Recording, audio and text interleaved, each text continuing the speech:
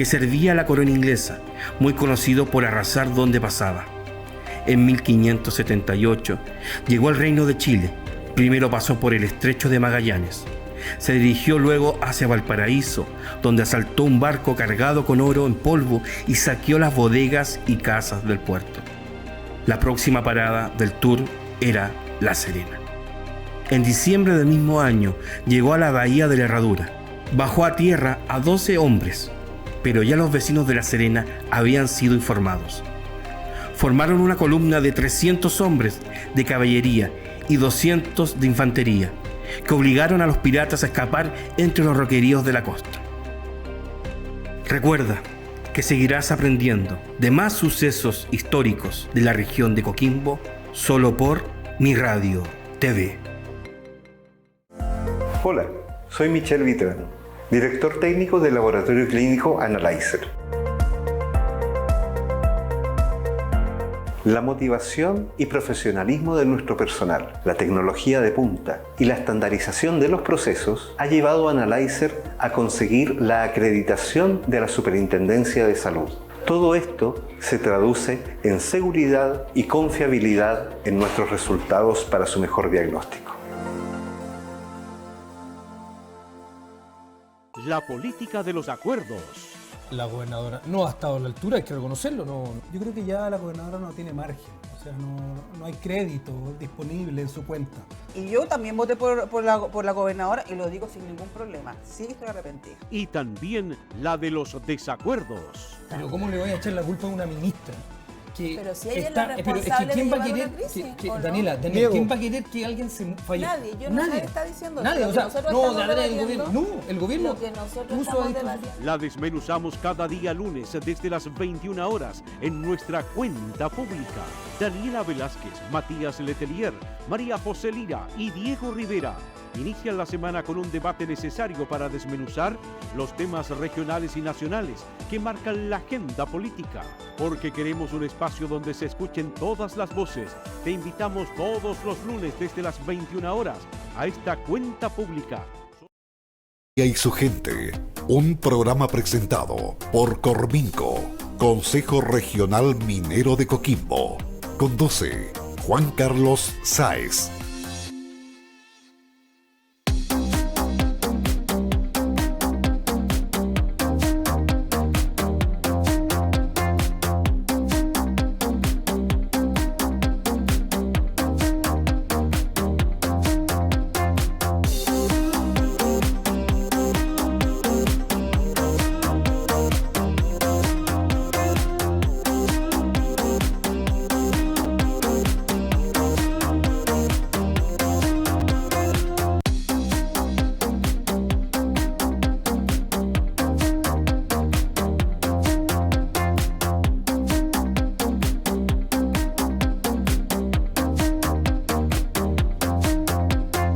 Muy buenas tardes, queridos auditores. Nuevamente nos encontramos para hablar un poco de minería en este programa que ya empieza a ser querido por mucha gente, pues.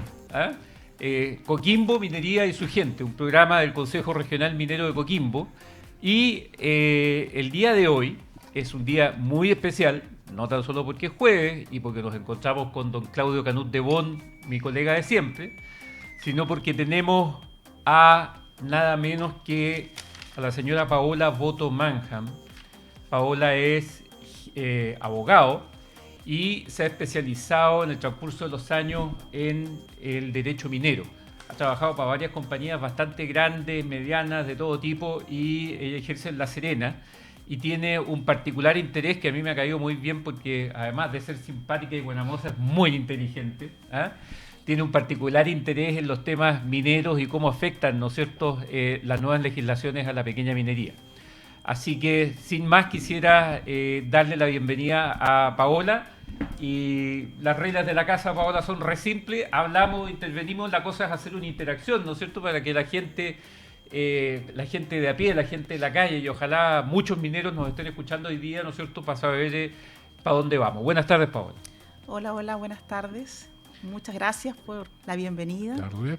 A ti, Juan Carlos, y a don Claudio. Así que me siento muy agradecida y espero ser parte de este conversatorio que vamos a tener en el día de hoy, en estos temas tan relevantes, y aportar un poco al conocimiento, a la toma de decisiones, al análisis que involucre en este caso las modificaciones legales que tenemos en ciernes y que algunas ya en el fondo están como ley propiamente tal. Así Fíjate, que, Paola, que hoy día en la mañana ¿sí? me junté un rato con el presidente de ASOINCO, que es la Asociación de Industriales de Coquimbo, ¿ya?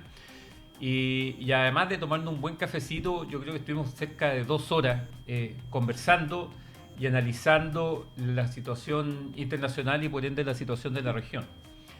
Y estamos apretados. Hay un apriete general, ¿no es cierto? No tan solo de las economías, a pesar de que hay buenas señales de Estados Unidos hoy día, pero tenemos nuestro principal cliente, que es China, ¿no es cierto? Sigue dando palos de ciego, parece, y el partido todavía no se decide a dar grandes señales de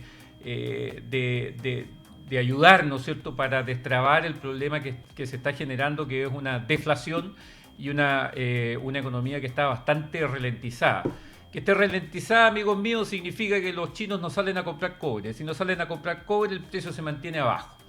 Pero por otro lado, tenemos que la electromovilidad definitivamente está empezando a tirar fuerte el carro del uso de los metales en Occidente, y estamos viendo que probablemente haya un cierto equilibrio en términos de la oferta y demanda de cobre, y podamos ver que no se nos cae el precio, que sería lo peor que nos podría pasar, dadas las condiciones que tenemos hoy día en Chile, ¿no es cierto?, que no se nos caiga el precio de los metales, porque las economías de Occidente van a demandar mucho más metales debido a sus planes de electromovilidad.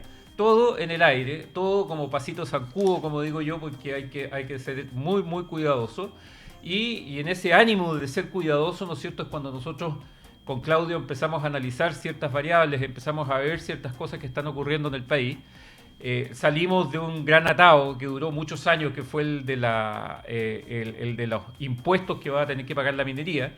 Son impuestos gravosos, son impuestos tremendos, que significó primero que nada que no hubo inversiones o real intención o real gana de invertir en minería en Chile, ¿no es cierto?, mientras no se aclarara el asunto de los impuestos. Eso nos llevó a tener un problemita que es el que recién se visualiza hoy día, ¿no es cierto? Decían, Paola, que tenemos 40% menos de inversión, o la inversión más baja de los últimos, no sé, 8 o 10, no me acuerdo cuántos años. Bueno, eso es terrible, pero, amigos míos, al que le gusta Celeste, que le cueste. Si esta cuestión es reclara, nadie va a invertir un peso en su negocio si usted no tiene buenas condiciones que ofrecer. La primera condición es que lo que usted trabaja, lo que uno hace, es de uno. Y eso todavía no lo tenemos seguro, porque nos falta un pedacito, que es la Constitución. Cuando tengamos la Constitución en más, entonces nosotros recién los grandes inversionistas van a decir, sí, sabe que Chile es un país seguro para invertir. Pero después de lo que pasó con la reforma tributaria, lo que tenemos hoy día es un país que es bastante gravoso, es carito, ¿ya? Si usted quiere producir, no sé, tortillas y las vende a 100, el Estado se va a llevar el 43,5% dentro del 43,5%, o sea, 43,5% le va a quedar menos de 60 para pagar sus gastos, y un deltita le va a quedar de utilidad. Eso en las grandes mineras son miles de millones de dólares, ¿no es cierto?, que acaban de desaparecer de un suapazo y que no les van a costar. Yo leía hoy día o ayer, a un CEO, a un gran ejecutivo de una compañía, Goldfield me parece que era, dando con alegría la noticia de que un proyecto de cobre de ellos se había liberado en Namibia, que habían finalmente llegado a un trato con el gobierno para que les liberaran el proyecto. Y después el gallo decía, bueno, lo que pasa es que está muy claro, o sea, hoy día da lo mismo si uno piensa en África o piensa en América Latina, porque las condiciones son muy parecidas, inestables. Y al haber inestabilidad, hay que mirar bien, ¿no es cierto?, si nos conviene meter las lucas en África, en el Cuerno de Oro, en la República Democrática del Congo, en Namibia, ¿no es cierto?, en Sudáfrica, donde está la pelotera, o en Chile, donde no andamos muy bien tampoco. Entonces, en esa condición, Paola y Claudio, es que nos enfrentamos hoy día, ¿no es cierto?, a otro pedazo de esta ecuación, ¿no es cierto?, que está suelto, que es la ley 21.420. Y la ley 21.420, y ahí, Paola, tú nos vayas a hacer una introducción, ¿no es cierto?, para ver a dónde vamos, pero uno con lo que se queda que son sensaciones también del gallo que anda de a pie, ¿no es cierto? Que es una ley que se mete con la legislación minera, con la ley minera que ha estado activa una buena cantidad de decenas de años y que nunca nos ha causado problemas a los mineros, pero y que la interviene fuertemente, ¿no es cierto? Y que dice, bueno, de ahora en adelante, señor, usted, su propiedad minera va a cambiar de acuerdo a esto, usted va a tener que pagar mucho más, vale decir, usted, caballero, que tenía dentro de la familia, ¿no es cierto?, sus pertenencias mineras y las tenía ahí aguardando, aguaitando hasta tener un poquito de plata para meterle un sondaje, para meterle un trabajito, ¿no es cierto? Ahora va a tener que pensarlo 10 veces porque el costo de su patente va a ser completamente diferente. Y las condiciones en las cuales usted va a trabajar, ¿no es cierto?, su propiedad minera también. Hay una obligación de reportarle al Estado, ¿no es cierto?, los encuentros geológicos, una cosa muy extraña porque al final la fortuna de uno, y eso lo hemos visto con Claudio a lo largo de todo el análisis histórico que hemos hecho de la minería, ¿no es cierto? La fortuna es el encuentro, el poder decir, mira, aquí encontramos la veta rica. Y ahora resulta que yo le voy a tener que decir al Estado dónde está mi veta, qué cosas tiene, ¿no es cierto? Y el Estado, ¿cómo sé yo que me va a guardar la información, que la va a cautelar efectivamente cuando yo quiera hacer un negocio, quiera vender mi propiedad o quiera comenzar a explotarla? Bueno, ahí la ley 21.420 nos avisa también que vamos a cambiar de sistema de referencia. Pasamos a otro sistema que es el que usa el resto de las instituciones del país. Podría ser algo bueno, pero ¿estamos preparados para dar ese paso hoy día? ¿Está Serna Geomín, que es el que debería hacerse cargo de esto, preparado para esto? Por todos lados uno huele y pregunta y conversa con los mineros, ¿no es cierto? Y vemos que tenemos un atado aquí. Que ojalá tengamos la suficiente fuerza, ¿no es cierto?, para poder darle a entender a los señores políticos, legisladores, en este caso, que son los más importantes que tiene la región. Y estamos hablando desde Núñez, ¿no es cierto?, hasta Matías Walker, pasando por Gaona. Van a tener que escuchar muy bien lo que vamos a decir hoy día, ¿no es cierto?, porque es la voz de la minería de la región la que está diciendo, ojo, cuidado, esta ley no está bien, esta ley más vale sacarla por un lado, ¿no es cierto?, y darnos y trabajar en conjunto, que es lo que se debió haber hecho, ¿no es cierto?, para que las grandes cosas que tiene la ley, como la reportabilidad, que es una gran cosa, el cambio de sistema, que también es una gran cosa, ¿no es cierto?, y incluso el subir el costo de las patentes, ¿no es cierto?, sea algo viable. Pero hoy día está complejo. Paola, después de alargarme todo eso, pero quería hacerlo como introducción. Sí. Y ahora, dinos, ¿qué es lo que es esta ley? Oye, ¿de qué se trata? Oye, bueno, tú dijiste algo muy importante, el tema de la estabilidad. Toda nuestra industria minera, a partir del código de 1983, que es el código de minería vigente, nos ha dado eso, nos ha dado estabilidad a lo largo de todos estos años. Yo te podría decir que de alguna manera, esta modificación que viene con la ley 21.420 es la primera quizás gran modificación, ¿ya? Ha tenido modificaciones, pero esta es la primera gran modificación dentro de lo que es la estructura. Esta ley, la 21.420, justamente viene en el artículo 10, tanto en el permanente como en el transitorio, viene a ser una modificación, Juan Carlos, que busca en el fondo, dentro de lo que es la pensión garantizada universal. Esto quiere decir en el fondo recaudar mayores ingresos para el fisco. Esto se hizo a fines del gobierno de Piñera, ¿no es cierto? De hecho, y el objetivo de la ley no era ayudar a la industria minera, sino que era recaudar lucas para el fondo de pensión garantizado. Correcto, claro, justamente. Eso es.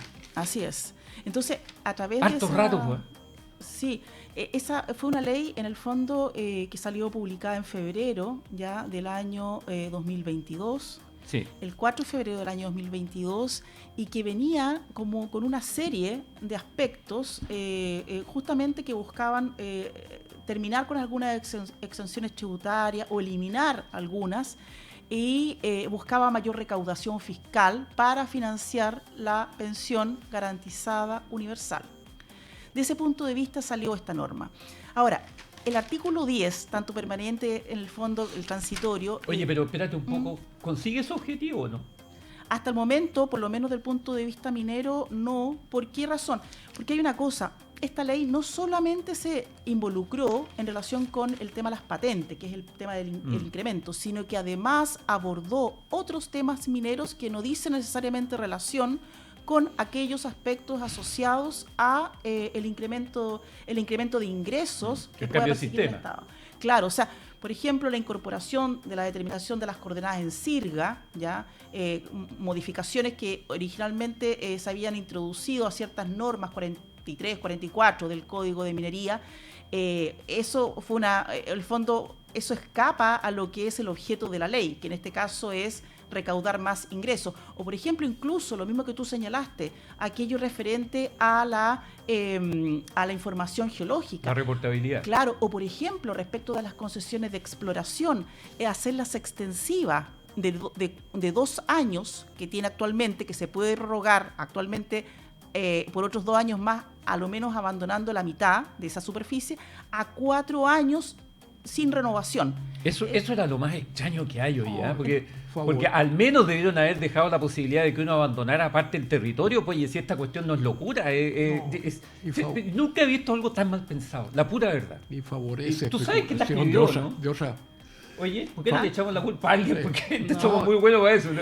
¿Hay alguien a quien echarle la culpa? ¿Quién escribió esta cuestión? No sé, yo creo que fue un texto que probablemente a lo mejor estaba en estudio, sí, de nota que estaba en estudio, y que no y que salió, fue una sorpresa, ojo para todo. Incluso me atrevo a señalar de que hay algunos colegas constitucionalistas que dicen que esta norma, al haber tocado temas distintos al tema tributario, en lo que a lo que a la minería se refiere, incluso podría tener visos de inconstitucionalidad. Así es.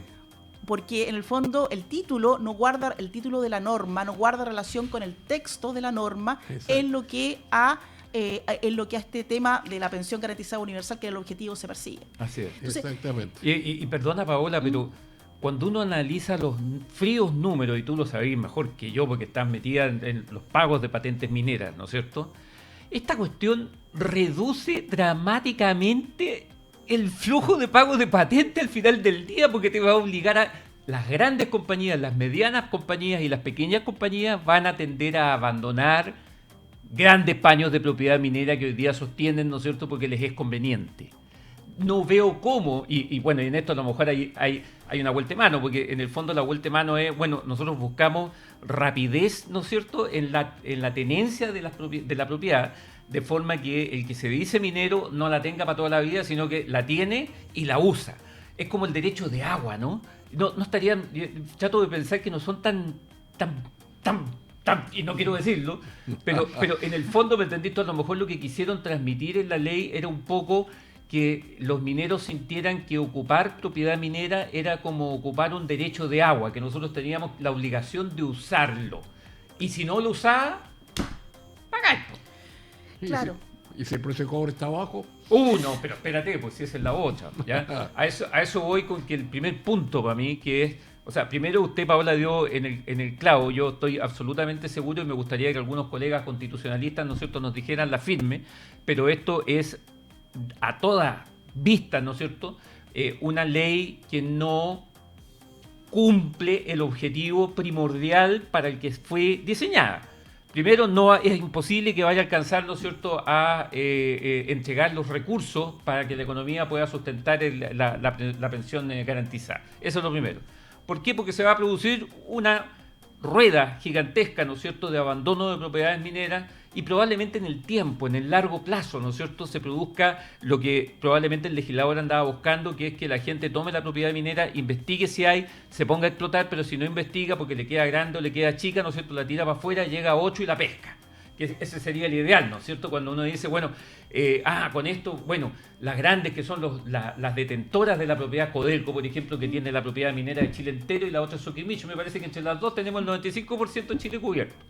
Pero las dos, ¿no es cierto?, se tendrían de suyo propio que abandonar de alguna manera muchos paños o muchos pseudo yacimientos que ni siquiera están en exploración, ¿no es cierto?, porque no les va a dar nada y las cuentas van a ser grandes, y eso, ¿no es cierto?, le permitiría a las medianas, por ejemplo, acceder y a su vez las medianas tendrían que soltar a otros paños, ¿no es cierto?, de manera que las pequeñas también podrían acceder.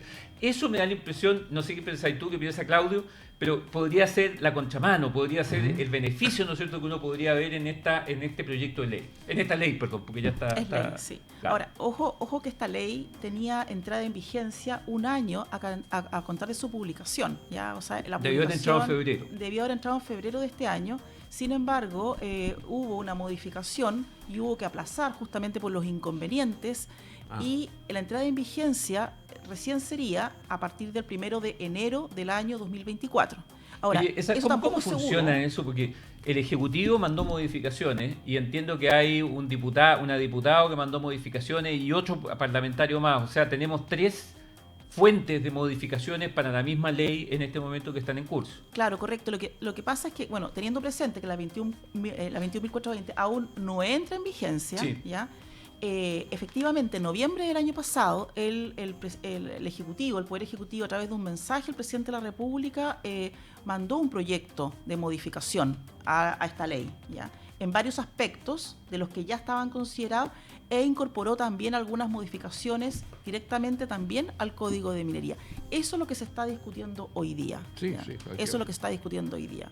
Pero sin lugar a duda todavía no tenemos cerrado este tema, todavía está abierto, todavía hay muchas cosas que hacer. Voy a poner simplemente un ejemplo. La 21.420 considera la necesidad de que se dicte un reglamento al Código de Minería que regule, por ejemplo, todos aquellos concesionarios mineros que se puedan acoger a las rebajas, ¿ya? Porque existe la posibilidad, la rebaja, entendamos que es mantener la situación actual, el status quo al día de hoy. Entonces, eso debiera ser el procedimiento, cómo acceder a eso, materia de un reglamento. Ese reglamento aún no se dicta, aún no tenemos certeza. ¿Y qué es lo que pasa con todo eso? Sin lugar a dudas, Juan Carlos, don Claudio, genera incertidumbre, genera inestabilidad, genera dudas y hace que en general todos los que participamos en esta actividad no tengamos la suficiente claridad de cómo avanzar o cómo proceder. Oiga, Paola, porque lo principal, y yo creo que de nuevo el ciudadano de a pie lo primero que va a mirar, ¿no es cierto?, es la recaudación, que ya dijimos ya que va a ser insuficiente de todas maneras, porque no hay forma, ¿no es cierto?, de equiparar, pero por el otro lado, el alza del costo, ¿no es cierto?, de las patentes mineras. ¿Puedes hablarnos de cómo lo ves tú? ¿Qué es lo que va a pasar en definitiva? Bueno, ¿qué es lo que dice al día de hoy? ¿Qué es lo que dicen? Bueno, al día de hoy pagamos ya 1/10 de UTM por hectárea en el caso de las concesiones de explotación y 1/50 de UTM por hectárea en el caso de las concesiones de exploración. Eso es lo que rige al día de hoy. Con la modificación de la 21.420, automáticamente todas aquellas concesiones mineras cuyos trabajos no se hubiesen iniciado, trabajos con ciertos requisitos, van a comenzar a pagar 4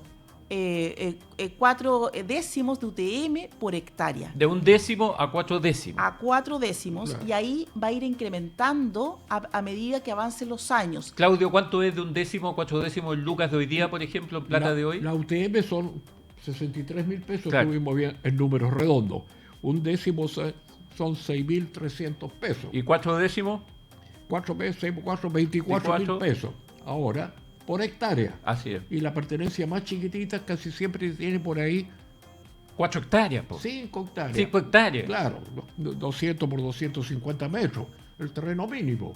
O sea que de 30.000 pesos que yo podría haber pagado por 5 hectáreas, ¿no es cierto? Ahora voy a pasar a pagar 24 por 5. O sea, 120.000 pesos. Pero es mucha plata. Bueno, pero de 120.000 pesos de eso, calculé aquí rápidamente, decía 12 veces al final, después de varios años, oye, va a estar pagando por una pertenencia de 5 hectáreas una cifra del orden de 3 millones de pesos. Un pequeño minero no puede ser, vos. Claro, pero mire, hay escalas. Aquí tiene un efecto. Sí. Este es el listado de más de 20 hojas y hay más de 2.000 concesionarios mineros en exploración y explotación de la comuna de La Higuera y solamente. Salieron a remate el 15 de diciembre del 23. Más de 2.000 concesionarios que podíamos decir 1.500 porque hay nombres repetidos en algunas personas. Pero por no pago de patente. No había remate, tengo entendido, hace más de 3 años. Más de 3, 4 años, ¿no? Claro, por el asunto de la epidemia y también un periodo bajo precio del cobre y porque también para empezar a trabajar el pequeño minero necesita un apoyo financiero que lo da el CORE y que ya hemos tenido experiencia, digamos, hace unos 4 o 5 meses atrás, de qué manera las platas del CORE a través de la gobernación no llegaban para aplicar que el pequeño minero saque su permiso, porque tiene que presentar un proyectito, hasta por un socavoncito que puede hacer. Claudio, o sea que si uno saca la cuenta, mira, la aplicación de eso significa que quedaron afuera 2.000 pequeños o 2.000 propietarios de propiedades mineras, o 1.500, digamos. 2.000 concesiones mineras, póngale 1.500 propietarios, de los cuales 1000. Por lo menos 1.000 son pequeños propietarios. Y los 500 son de exploración. Exacto. Que la mitad también, hay que decir que en exploración se ha prestado por algún asunto de... Hay gente que toma terreno, uno no sabe si es una empresa minera, resulta que es una constructora que está especulando con eso. Así que eso no habría. Y justamente el hecho de que uno tenía que entregar el 50% al cabo de 2 años por una explotación, lo eliminan. En el fondo están favoreciendo la especulación también de personas que no son mineras y que hacen uso del código de minería para otros fines que no fue hecho. Pero espérese un poco, Claudio. A ver, primero que nada, los remates de propiedad minera son el sistema que encontró naturalmente el administrador, ¿no es cierto?, del Estado, para limpiar la cosa. ¿Ya? Para hacer, ¿no es cierto?, que la gente que tenía paños de más, que no conseguía pagar todo lo que tenía que pagar, ¿no es cierto?, los pusiera de nuevo, entre comillas, en el mercado. Y para eso se hacen los remates, ¿no es cierto? Exactamente. Ahora, después de la pandemia, obviamente que está la escoba, ¿no es cierto?, y muchos propietarios mineros no pudieron pagar los derechos correspondientes y salieron entonces a remate. Nosotros tratamos por todos los medios de impedir que se fueran a remate, pero no hubo caso porque Hacienda, que es el típico tigre acá, ¿no es cierto?, que donde puede le saca la moneda. Pero con esta tarifa pueden salir a remate de aquí a 10 años. Así es. Ese es el problema. Pues, ese es el problema. Montones de mineros van a perder su propiedad viendo que la patente le sube, le sube, le sube.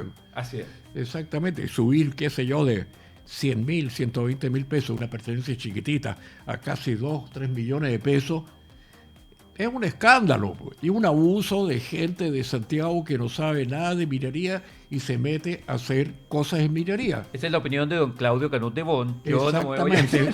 Es mi opinión de que muchos de los males que tenemos en minería, de muchas personas que... No, pero espérese, Claudio. Exactamente. Están en un puesto... Uno se enoja acá. Que realmente ellos opinan de minería sin en su vida haber subido un cerro para trabajar, partir una piedra con un martillo y están opinando de minería. Pero por eso nos trajimos hoy día a doña Paola Oboto, para que nos ponga paños fríos esta cuestión.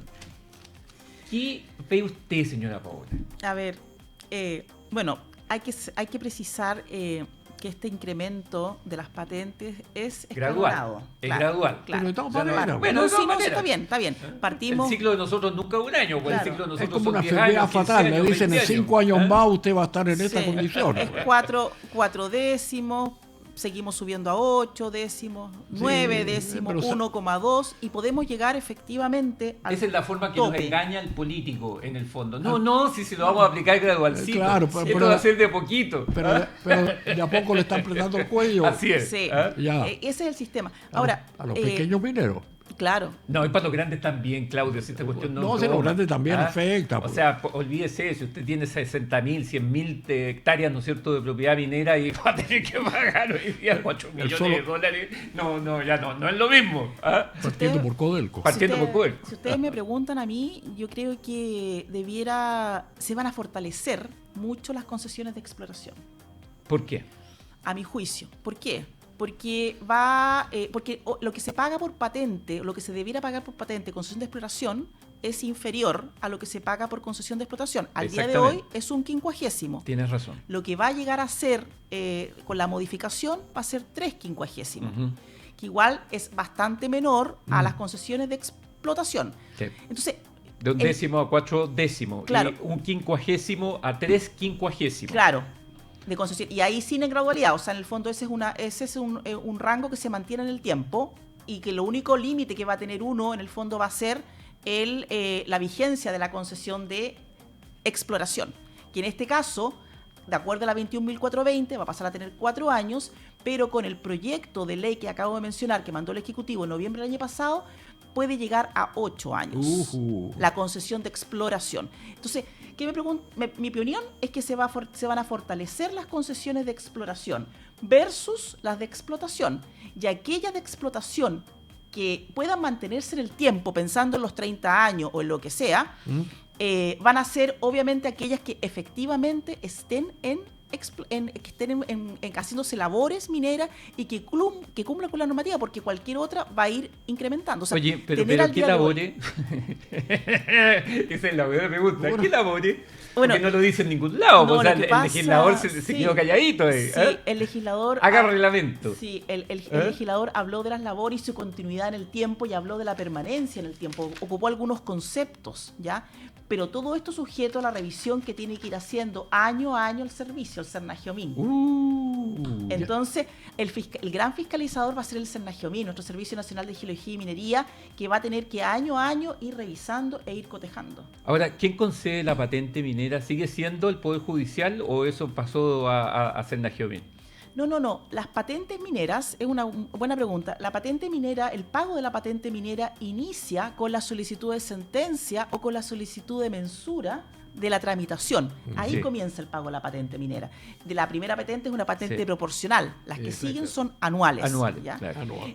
La patente minera es la forma que el Estado ha ideado para recaudar tributos en beneficio de este otorgamiento de esta concesión minera. Es el Estado el que siempre ha estado, el Poder Ejecutivo específicamente, a cargo de estas recaudaciones directamente. Okay. Lo que pasa es que uno, dentro de los requisitos, dentro de la documentación que le tiene que acreditar al tribunal, justamente está aquella en la que le acredita, por ejemplo, que tiene su primera patente anual, proporcional pagada. Y después, a continuación, se sigue con las restantes patentes, digamos. Independiente, aunque todavía no esté constituida la concesión. Ojo con eso. Así es. Y hay una frasecita ahí también que puede ser complicada a futuro. Dice, las concesiones de explotación se mantiene indefinido el otorgamiento, el plazo. Dice, sin embargo, deberán demostrar trabajo. Y si el precio del cobre está bajo... Bueno, una de las características alguien se puede agarrar de eso y pedir la caducidad. Así es. Claudio. No, que una manera... Desde hace 400 años o 2000 años, ¿ya? Una de las grandes cosas de la industria minera desde los tiempos romanos, yo diría, o fenicios, ¿no es cierto?, en España, si el precio del metal no estaba bueno, uno llegaba, despedía a su gente, cerraba la mina, ¿no es cierto?, y volvía cuando el precio estuviera bueno. Siempre ha sido commodity. Claro, pero mantiene... Esa es la esencia del negocio. Sigue siendo dueño. Pero sigue siendo dueño, por supuesto. O sea, concesionario con carácter de propiedad. Tengo entendido que es eso. O sea, lo que pasa es que uno es dueño de la concesión minera. De la concesión. Claro. ¿Qué es ser dueño de una concesión? ¿En qué se diferencia, para nuestros amigos nosotros nos entiendan, en qué se diferencia ser dueño de una concesión a ser dueño de una casa, por ejemplo? Mira, tienen semejanzas y tienen diferencias. Sí. ¿Ya? Hablemos más que de una casa, quizás hablar de un terreno. Bueno, voy a hablar de las semejanzas. Perdona, un terreno, sí. Las semejanzas, ambos son derechos reales, ambos son inmuebles y, por lo tanto, cualquier persona la tiene respecto de una cosa determinada. La diferencia es que el terreno es algo que está. La concesión minera es una creación, ¿ya? Es nuestro sistema, ¿ya? Es nuestra creación. Es la forma que nuestro constituyente y nuestro legislador han concebido para otorgarle un derecho a una persona determinada para que pueda ejecutar una labor, en este caso la exploración o explotación minera, en términos amplios. Ya. Entonces, uno se hace dueño de un bien inmaterial, como es una concesión. Una concesión. A diferencia de un terreno, que sería un bien material. ¿ya? Bueno, y esto no es nuevo, pues. Claudio, usted nos contaba, ¿no es cierto?, que ya en la época del virreinato del Perú nosotros teníamos que pagarle al rey, ¿no es cierto?, el quinto real. El quinto real, pues. Ya. Y tenía inspectores acá, teníamos nuestro Sendagiomí que venía directo de España, encargado por el rey, ¿no es cierto?, fiscalizar que la propiedad minera estuviera circunscrita dentro de una superficie. Yo recién utilicé la frase, es una concesión minera, es dueño, pero como es una concesión, uno también puede perderla. Sí, claro. Ya, sí. Pero la ley hace de que al ser dueño uno, yo usé la frase con carácter de propiedad. Alguien una vez me preguntó, ¿y qué significa esa propiedad? Bueno, pues, en primer lugar usted puede hacer uso, usufructo, creo que dice la ley, claro. Venderlo. Usted es el titular de la venta mineral. Y otra cosa, le dije yo, si usted no puede trabajarla y fallece, en un caso triste, le dije yo, lo hereda su esposa, lo heredan sus hijos. ¿Cuánto de eso tenemos aquí en la región? Eso funciona así, eso claro, es así. Usted la mira en un momento dado por necesidad o porque le conviene, la puede vender, cambia de dueño, porque usted, ese es el carácter de propiedad que yo le daba. Supongo que está bien. No, está perfecto, don Claudio, está perfecto. Ya. De hecho, el propio constituyente incluso lo protege con la garantía, el recurso de protección, protege el dominio que una persona tiene respecto de la concesión minera. O sea, hay una protección constitucional. Y efectivamente, me ha tocado a mí como abogado ver muchas, a veces, posiciones efectivas en que no se incorporan dentro de los inventarios las concesiones mineras y tienen que ir a ampliar los inventarios para incorporar las concesiones mineras dentro de lo que es el patrimonio de las personas, porque las concesiones mineras son transferibles y son transmisibles, e incluso no solamente las concesiones mineras constituidas, sino desde que tenemos un pedimento o manifestación inscrito. Podemos transferir y transmitir, total o parcialmente. Paola, lo que estamos hablando que es la esencia, ¿esto se ve de alguna manera alterado por la 21.420, no? Yo te diría que sí, de todas maneras. Porque, por ejemplo, si solamente pensamos en una sucesión hereditaria, que a lo mejor quiere hacer algún negocio, a lo mejor no tiene, ha esperado, lo digo un poco con conocimiento causa. Yo he vivido harto en esta región, soy nacida en esta región. ¿Coquimbana o serenense? No, Illapelina, mucha honra. Sí. Un cariñoso saludo a todos los illapelinos, a Illapel. Sí. De todas maneras, como le digo, me sigue inquietando eso, deberá demostrar trabajo, porque eso no estaba en el código. Espérese, siga con la... Llega la pregunta, ¿quién va a ir a fiscalizarme? ¿Qué tipo de trabajo es mínimo? Pero Claudio, lo más importante es la seguridad de la tenencia y la transmisibilidad. Claro que hacemos. Espere que la Paola me termine esta parte, porque yo creo que eso es una clave. Perdón. No, mira, esta ley, la 21.420, no se involucra en el dominio que el titular tiene sobre su concesión. Pero nosotros sabemos que las concesiones de explotación y las de exploración también están sujetas a una condición. Y esa condición es el pago de las patentes. Así es. Entonces, en el fondo, indirectamente, a través de un incremento del pago de las patentes, cada uno tendría que ver su propia realidad para entrar efectivamente a determinar en qué condición queda y si son capaces efectivamente de seguir manteniendo en el patrimonio la respectiva concesión.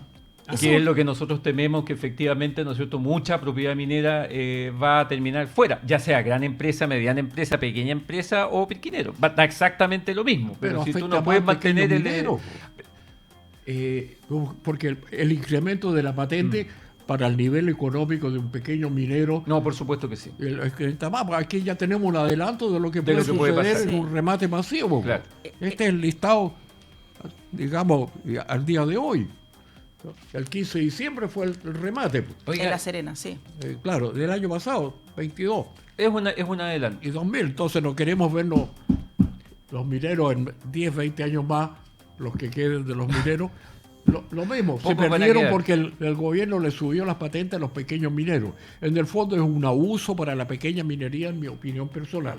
Y yo sigo insistiendo, no es la pequeña solamente, es la minería en general. Claro, no. Pero sobre todo, y estoy de acuerdo con usted, va a alterar el modo de vida de este país, porque va a dejarle coda con los pequeños mineros. Y los pequeños mineros tienen mucho que hacer En esta región, partiendo por acá. y La tercera, segunda ni le digo, la tercera sobre todo, pero aquí hay muchos pequeños mineros. Muchos de ellos fueron grandes descubridores de los yacimientos grandes que tenemos hoy día. Bueno, todos. Déjame, Paola, hacer un resumen. Tenemos entonces este asunto de cuánto va, de cómo va a afectar la propiedad, la masa de propiedad minera, ¿no es cierto? El negocio minero, cómo se va a ver afectado por la aplicación de esta ley, la 21.420, vemos que es malito, ¿ya?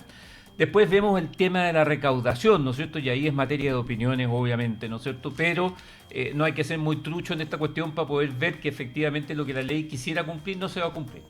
Es difícil, ¿ya? Sobre todo los primeros 5, 10, 15 o 20 años. Después está este asunto de la reportabilidad. ¿Cómo lo ves tú, Paola? ¿Qué es lo que quieren, en definitiva? O sea, ¿Quién tiene que reportar? Partamos por ahí. ¿Y sobre qué? ¿Y qué?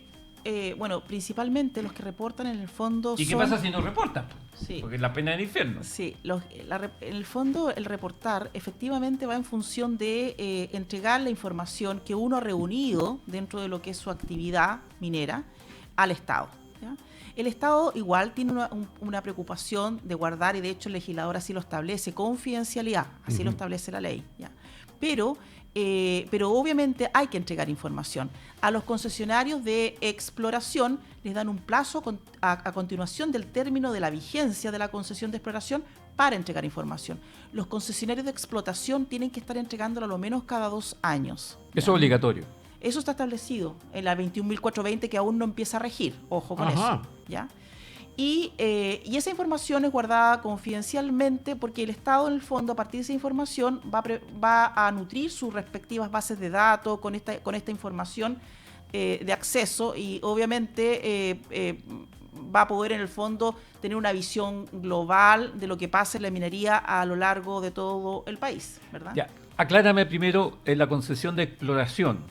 ¿Qué obligaciones tengo yo de entregar información al Estado y cómo? ¿Cómo va a funcionar eso? Exploración. Exploración. Debiera, bueno, tenemos una norma, tenemos una norma vigente al día de hoy en el Código de Minería que está desarrollada, ¿ya? Que justamente lo obliga, en este caso, a entregar un reporte. Sí. Es un reporte lo que se entrega, sí. ¿ya?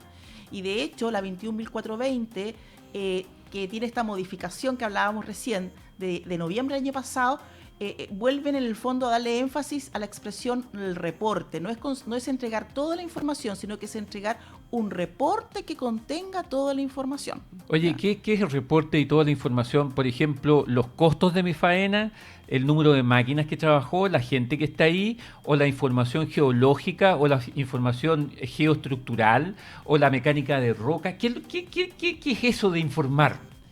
Porque si yo tengo un producto, mira, por ejemplo, cuando yo me voy al final de la carreta, ¿ya? Y veo, por ejemplo, que yo tengo que reportar al sistema, a Cochilco, y tengo que informar a aduana mis contratos, tengo que informar los términos de compra, de venta, tengo que informar, ¿no es cierto? Está todo, pero ¿por qué? Incluso los términos comerciales los tengo que entregar al sistema, ¿cómo se llama? Al software este que maneja toda esta cuestión ¿En Cochilco? Sí, ¿no? Sí. En aduana. Ya, en aduana. ¿Ya? O sea, si usted cree, señor auditor, ¿no es cierto?, que uno cuando vende una tonelada de cobre la vendió y chao, no es así. Uno vende una tonelada de concentrado, y esa tonelada de concentrado, con las leyes certificadas por laboratorios internacionales competentes y auditados por el Estado, ¿no es cierto?, son las que definen el producto que usted va a vender, primero, y eso el Estado es dueño de esa información. Después, los términos en que usted le vendió al chino, ¿no es cierto?, que está en la otra orilla, esperando su fundición. Los TCRC, las penalidades, los costos de flete, todo, los subproductos. ¿Usted qué vendió, señor? Cobre. A ver, ¿cómo lo vendió? M+3, M+4. Bueno, es una cosa más complicada. Y los subproductos. La plata, ¿qué pasa con el molibdeno? Y las penalidades, a ver, ¿cuánto tiene de azufre? ¿Cuánto tiene de arsénico? ¿Cuánto? Todo, mi querido auditor. Cuando usted escucha a algunos de estos políticos que no tienen ni idea, que dicen que aquí se vende el concentrado de cobre y se llevan todo para afuera y nadie sabe si va llevando el cobre de Chile, no es cierto. Cada tonelada de cobre que sale de Chile está regulada, certificada, pesada, escupida, lo que usted quiera. Pero toda la información está ahí porque el minero tiene la obligación de entregarla. Tiene toda la razón. Ya, pero eso, ¿sabe por qué? Porque a mí me costó mucho entenderlo, ¿sabe? Y no me gustaba para nada. Y de hecho lo peleé mucho, pero al final dije, ¿sabe qué más? Ok, está bien. ¿Ya? Le damos luz al negocio. ¿Pero por qué? Porque es un producto. Cuando uno está haciendo labores de exploración y de explotación incluso, me atrevo a decir que no es un producto, uno no tiene nada, no está nada definido. ¿Qué es lo que vas a entregar entonces? ¿Cómo lo vas a reportar? O sea, al servicio se le entrega la información principalmente geológica. Exactamente. Así es. Más peligroso todavía. No, yo tengo un caso. A ver. Sí. Me tocó, cuando estaba en la universidad de académico, hicimos 4 profesores, conseguimos unos fondos por ahí, y asistimos a un congreso geológico minero en Canadá, de Ottawa. Es una ciudad minero, Valle de Oro, Val-d'Or. En Val-d'Or, yo estaba ahí. 40 grados bajo cero en el invierno. 400 kilómetros al norte. Un pueblo chico. 6 metros de nieve. En medio de los bosques. No había que salir en los bosques mucha nieve, porque había osos por ahí sueltos también. Bueno, el hecho está en que entre las cosas técnicas e interesantes que aprendimos de los mineros canadienses, empresarios mineros y académicos de allá, escuché yo todo el sistema que ellos tenían de que las empresas de exploraciones estudian un lugar, sacan información geológica y la entregan una vez que terminan, si no siguen trabajando, claro. Y también quizás cuando están trabajando, la entregan al Estado para un archivo geológico, por decirlo así, de tal manera que si otra empresa, que a lo mejor tiene más suerte, se instala o más medio, ya hace uso de esa información para no tener que repetir el gasto y el tiempo que se demoró en obtener esa información, 1 año, 2 años, y parten de ahí analizando lo mejor que les sea favorable y empiezan a explorar un poquito más allá de donde no lo hizo esta persona. Entonces, en el fondo, yo creo que es algo parecido aquí en Chile, de entregar información geológica de tal manera que pueda servir que una empresa que hacía exploraciones no creó y llega otro con más suerte, porque aquí también la suerte entra. Sí. Yo he escuchado muchas veces acá en Chile y decía, ¿qué empresa estaba trabajando ahí? La tal y tal y tal. ¿Y lo dejó botado? Sí. Mira, instalémoslo ahí mismo nosotros, pidámoslo también, porque ellos no tienen muy buen ojo, digamos. Uno tiene tanta experiencia y de repente un sondaje afortunado nos puede encontrar. Como el de la escondida, no, sí. No, el sondaje. Un caso famoso, yo lo vi cuando estaba de ingeniero en la Empresa Nacional de Minería. Empezó la Empresa Nacional de Minería a interesarse en desarrollar pelambre. Claro. Exactamente. Los primeros, aprovechando una historia de 20 años de las personas que estuvieron ahí y todo lo demás. Y antes de eso, el ingeniero Breiden, que abrió el famoso teniente por allá Breiden. por 1910, después cuando vendió le quedó tiempo y plata y se dedicó a buscar otros minas tenientes. Claro. Y exploró para el norte y estuvo en pelambre. Estamos hablando de 1930 aproximadamente. Le gustó el ambiente geológico, como dicen los geólogos. Lindo, ¿eh? Me gusta el colorcito de los cerros. Los mineros pequeños dicen, me gusta el panizo del cerro. Y hizo varios socavones. Pero no alcanzó el mineral. Bueno, en los años 1960 y tanto... ¿Breiden dejó escrito, Claudio? Claro, 65, pero deja terminar. Dentro de los proyectos de NAMI, tuvo el desarrollo de los dueños de esa época acá. No había camino todavía. Me tocó participar a mí en la construcción del camino del Departamento de Fomento de la ENAMI, cuando yo trabajaba en la ENAMI. Bueno, yo vi con helicópteros grandes del ejército cómo llevaban colgando lazos de ahora y los compresores. Para la ENAMI. A pelambre. Pero por la ENAMI, por la Empresa Nacional de Minería. Empresa Nacional de Minería, el geólogo. Y instalaron un campamento, aprovecharon los socavones que hizo Breiden, descubrió. El año 20. El que desarrolló la mira al teniente, ingeniero contratado que vio que camino, y en el fondo de unos socavones, con más de 100 metros, plantó el sondaje, perforó más metros y encontró la zona mineralizada con cobre. Esa es la historia. Que no la había encontrado. Y eso fue la Empresa Nacional de Minería con geólogos chilenos. Bueno, ¿y cuántos yacimientos? En el fondo, cuando uno ve, amigos, entonces, por eso estamos de suerte. Sí, pero no, espérese un poco, si aquí no hay suerte. Aquí lo que hay es llegar en el momento preciso nomás.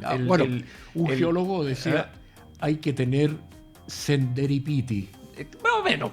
Bueno, en inglés serendipity es suerte. Es cuando uno, ¿no es cierto?, consigue algo, además del objetivo que uno tiene, ¿no es cierto?, consigue algo extra. Serendipity, ahí está la cosa. Claro. Nos vamos yendo ya, parece.